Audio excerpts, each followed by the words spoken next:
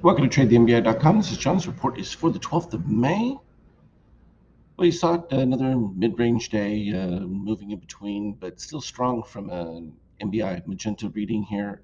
We're seeing an acceleration in shorts, just not enough to overtake it, but probably is going to reach its zenith as the ES approaches the 100% level in this particular stage. But the NASDAQ, if we look at it, is already continuing its move, and that's been the strength. And we've talked about that for many months now, that it's been the leader both up and down.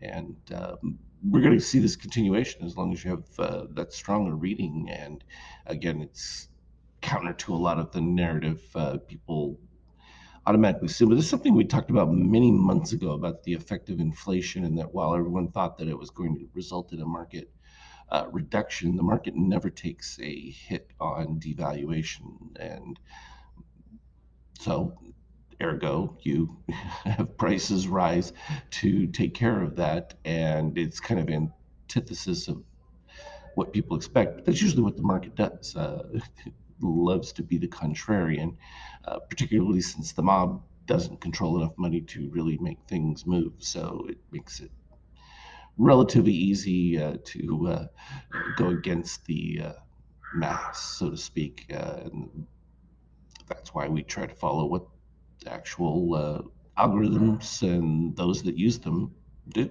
and been effective so far. Treasuries, again, this expectation, well, again, literally, it's mostly this massive flow to security. We saw a huge increase in foreign interest, and I think that's part of what you're seeing in the banking crisis, because despite regional banks not suffering, where else you're going to go? Your alternative is cryptos. We've already seen the issues that those continue to have with confidence, and that leaves you, alternative spaces, which I always reflect as oil and gold.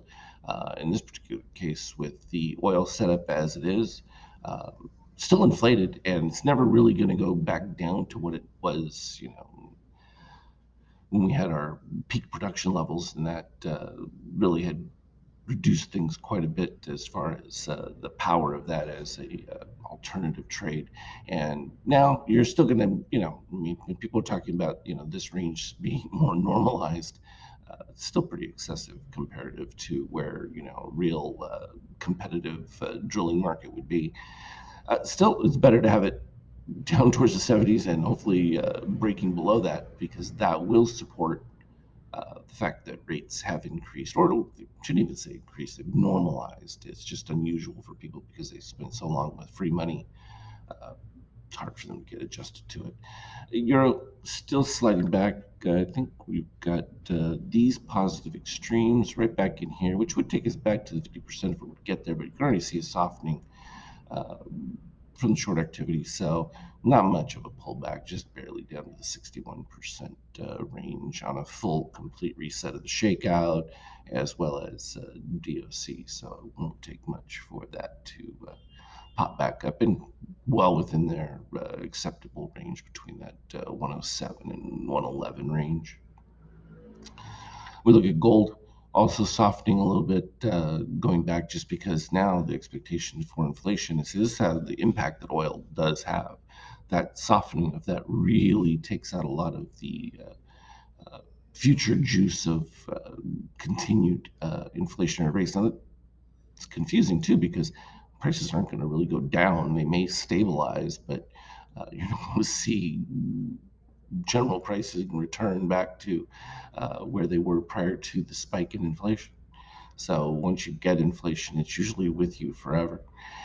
From a Bitcoin standpoint, we see that we've got positive extremes, and we talked about this, the expected move to the 50% once we had the MBI white spike. So we're just about there.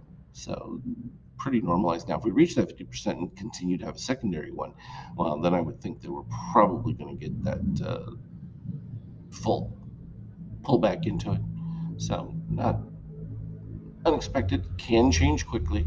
And again, I think a lot of this was some of the confidence issue, and when people see their money being held up, again, it's going to take a while for them to rebuild faith and security and give a lot of people an opportunity to sell into the spike that took place. And then you get, of course, a little bit of fear, and then the people that sold at the peak gobble it back up, and we start it all over again. 50K wise, as you can see, it's just kind of a mess. We're just getting a nice little back and forth trading range. So it's pretty benign from that, but more close to what a normal S&P is, which is just short range bound moves that wave back and forth. And I think that that's kind of the mode that we're in, because there's still a lot of uncertainty with things. But at the end of the day, in that uncertainty, the pain trade is always to the upside, simply because you've got an opportunity to go against the crowd, just like I was saying before. When I move, it's an interesting one, because when I try to attempt to get my 5K charts on the TS, it just throws the whole system into a mess. So once I convert back to a 5 minute, instant, no problem. And it'll let me do 50K and in between there, but for some reason, the 5K just wreaks havoc on everything. It's the strangest thing. The 5K, it's still fairly clean overall. I just think it's just a waste when you have to wait time for the bars, as opposed to actually having them being created based on the actual trades. But needless to say, pretty clean from how it depicts it. It just gives you a whole lot of extra candles that just make it look messy, and you can see how much more from a time period you get. Um, Once the sell-off begins, and we see it with those MBI white spikes, very effective in calling for a move to the zero, and then continuation as long as that white is leading, and then you get the turnaround break back and forth. So all of that's good. Where you're really getting to see the waste of time is in the post market here. It's just a lot of bars that really did nothing, and if we were looking at ticks, you'd be far fewer and a little bit more simplistic.